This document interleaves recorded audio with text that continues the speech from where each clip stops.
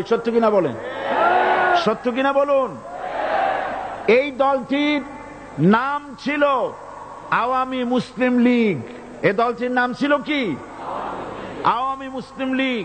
তখন তারা নারায়ে তাকবীর, আল্লাহু আকবার ধ্বনি দিত, স্লোগান দিত, কিন্তু ধর্মনিরপেক্ষ মতবাদ দলীয় আদর্শ হিসাবে গ্রহণ করার কারণে নারায়ে তাকবীর, আল্লাহু আকবার এই স্লোগান তারা বর্জন করেছে।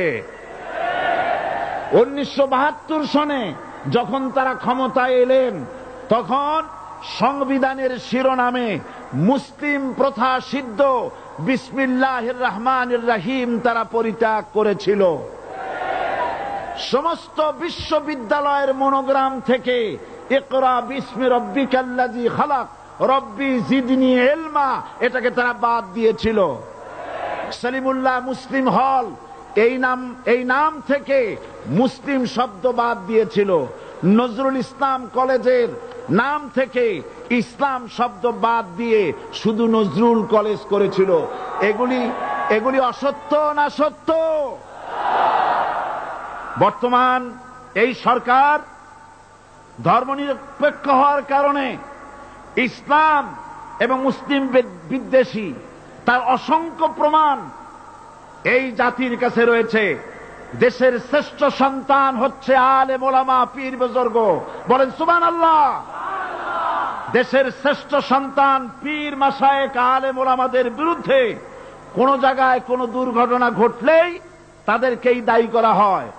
হরকুতুল জিহাদ, লাদেন বাহিনী, তালেবান নাম করে আলেমদেরকে গ্রেফতার করে এই সরকার পুলিশ দিয়ে নির্যাতন করেছে সরকার।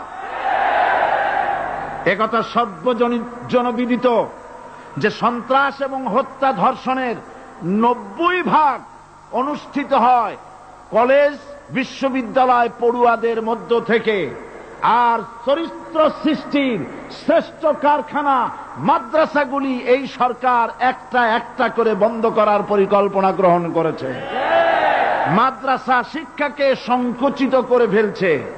শুধু তাই নয়, দেশে অসংখ্য ভালো মন্দ পত্রিকা আছে, আরো রয়েছে ফুটপাতের অসংখ্য অশ্লীল ম্যাগাজিন, পর্ণ পত্রিকা। দেশের অধিকাংশ জাতীয় দৈনিকগুলো হিন্দুস্তানের টাকায় পরিচালিত এবং এগুলি হচ্ছে ইসলামের চরম বিদ্বেষী। সরকার সেগুলিরই পৃষ্ঠপোষকতা করছে, আর্থিক সাহায্য দিচ্ছে, বিজ্ঞাপন দিচ্ছে। আর অন্যদিকে এদেশের মুসলিম জাতিসত্তার প্রতীক, স্বাধীনতা, সার্বভৌমত্ব, অখণ্ডত্বের অতন্দ্র প্রহরী, জননন্দিত 12 কোটি মুসলমানের কলিজার সাথে সম্পর্ক দৈনিক ইনকিলাব পত্রিকাকে বন্ধ করার ষড়যন্ত্র হিন্দুস্তানের গোলাম সরকার হাতে নিয়েছে।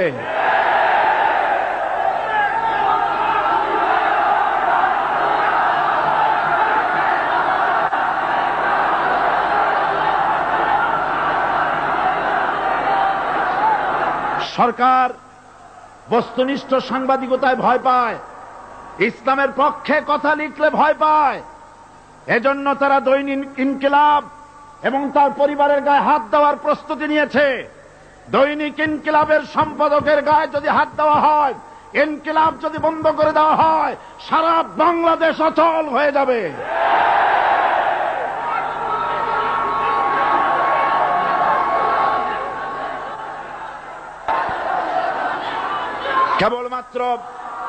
কেবলমাত্র ইসলামী রাষ্ট্র ব্যবস্থাই পারে হত্যা, ধর্ষণ, চুরি, ডাকাতি, জেনা, ব্যভিচার থেকে রক্ষা করে একটি সন্ত্রাসমুক্ত সমৃদ্ধ একটি বাংলাদেশ উপহার দিতে পারে কেবলমাত্র ইসলামী রাষ্ট্র ব্যবস্থা। সুতরাং অবস্থা দৃষ্টে মনে হয় এরা যদি আরেক আল্লাহ না করুন, বলেন আল্লাহ না করেন, আল্লাহ না করেন, আল্লাহ না করেন, এরা যদি আরেকটাবার ক্ষমতায় যেতে পারে, 72-এর সংবিধানকে পুনরুজ্জীবিত করে ধর্মনিরপেক্ষ মতবাদ কায়েম করবে, সেজন্য আজ গোটা তাওহীদবাদী মুসলমানদেরকে জানতে হবে ধর্মনিরপেক্ষ মতবাদ একটি কুফরি মতবাদ। ওলামারা আমাকে সাক্ষী দেন, ধর্মনিরপেক্ষ মতবাদ কুফরি মতবাদ কিনা? এই কুফরি মতবাদকে বাংলাদেশের মাটিতে যাতে কার্যকরী করতে না পারে তার জন্য গোটা তাওহীদি জনতা রুখে দাঁড়ান। আল্লাহ পাক সে তৌফিক গোটা জাতিকে দান করুন বলে আমিন। এবার আসুন কোরআনে কারীমের যে কথাগুলি আমরা আলোচনা করতে চাই, আপনাদের সামনে